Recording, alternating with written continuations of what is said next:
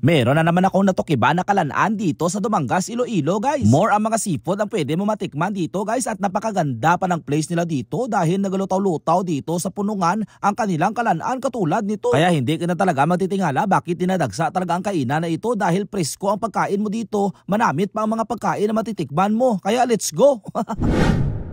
So nagbiyahe kami ni Ma'am Shi papunta ng Dumangas, Iloilo guys. Dahil may isa ka restaurant daw dito nga nagalutaw-lutaw sa gitna ng punungan. Kaya sabi ko daw hindi ko pa nakatunan yan how. And located lang pala guys ang restaurant na ito diri sa Barangay Sapao, Dumangas, Iloilo. And amo ni siya guys ang Costa Buena Restaurant and Event Place. Nga kung imo makatunan ka makita, for sure ikaw gid ang ma-amaze. Kay samtang nagapasulod ka pa lang kanami gid sang view kay puros punungan ang imo nga makitaan. At hindi man ka mamagtalang sa pagsulod diri guys no. Pangitaan nyo lang diri sa Google Map ang Costa Buena kag sundan nyo lang ang ginatudo sa inyo nga ruta. And after pila ka minutes nga biyahe guys, finally yari na gima kami sa sulod sang Costa Buena. So malibot-libot na niya ako diri guys no para itur ta kamo para nga bisan wala kamo diri kadto makahambal kamo nga baw do nakalabot taman dira ba. So na-notice ko diri guys nga may mga area sila nga kalanaan sa mga garden kag ari diro kanami sang ilang kisame, may bar. And diri gid ako na intriga guys sa ila ginatawag nga floating cottage na pwede mo ni siya guys kuno arkilahan samtang nagakaon-kaon ka dira kag nagalibot-libot diri sa ila malapad nga punungan. And since nga ang concept sang kalanaan nga ini guys, restaurant kag event place, yes, pwede gi kamo diri ka-held sang inyo mga event like kasal, bunyag, reunion, anniversaries, ukon mga seminars. Kay sa akon paglantaw guys, kaya gid nila mag-handle more or less 200 ka mga tao. Gani ko may mga upcoming event kamo guys, kag plano nyo nga i-held diri, ibutang ko lang dira sa comment section ang mga contact number para sa inyo nga inquiries. Kanami gid guys ang experience sa pagkaon diri sa Costa Buena no, kay ma-feel mo gid ya ang halimuyak sang ginatawag nila nga punungan. Kag makahambal ka gid nga preska kaayo guys ang mga seafood nga ila ginahain sa imo. Kay dira mismo sa pulungan nila naghalin ang mga seafood nga ila ginaluto. Pero except sa seafood, pwede ka diri guys ka-order sa ilang mga lechon manok, may ari sa diri sinigang nga lechon baboy, crispy kare-kare, ari diri ang ila guys nga buttered talaba, kag madamo pa sang iban. And halos tanan mga pagkaon nila diri guys, good for sharing. Oh, tanawa lang ila diri nga baked talaba. Baw, nagapangiray pa. May mga gin-order kami diri nga pizza, may ara kita isda nga pampano, may ari diri nga bangos nga buta-buta sang cheese, kag ari guys so manamit nila nga mga shake nga himo gid sa natural nga prutas. So ari na, tama na nga istorya. Kay mabirada ta diri guys ang ila diri nga ano ni siya. Do na kay bot ako diri guys so kay kadako-dako gid ini nga shell ya.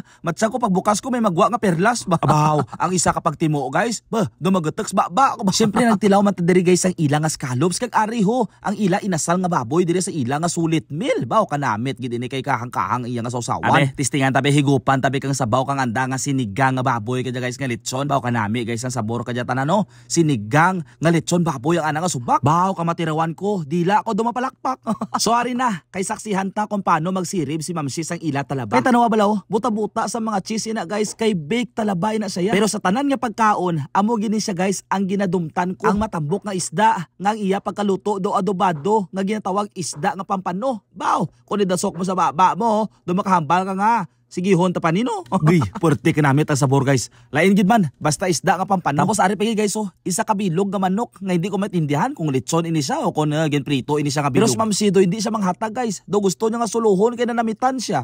Pero hambal ko pa gusto kada kay suluhon ko man diri ang ila bangros nga isda. Wow, grabe nga cheese buta-buta. Ari pa kasag namit niya sabor niya kay preska niya guys no. Kay dira ala siya ginhulik dira sa punungan. Siyempre pagkatapos sa manamit nga kaon, ari dason ang ila halo-halo nga gibutang sa sulod sang buko. Kung may ari man sila diri guys mga juice nga diri mo lang gid matirawan sa sulod sang Costa Buena. Kagari na first bite sang alo-alo ba kapabilin sa bibig ta ba. May tirawan ta ang ila nga pizza be. Baw kakaiba. Pagkatapos kaon mainom na ta diri sang aton bulong, vitamins nga yusana para healthy. Tapos malakat-lakat kag mapapicture kuha sang memories diri sa Costa Buena. So I think diri na lang kutob guys ang aton nga pag-vlog no. Don't forget to share this video para nga mabalaan sa kilala mo kag hindi pagkalipting nga i-follow ako, ha?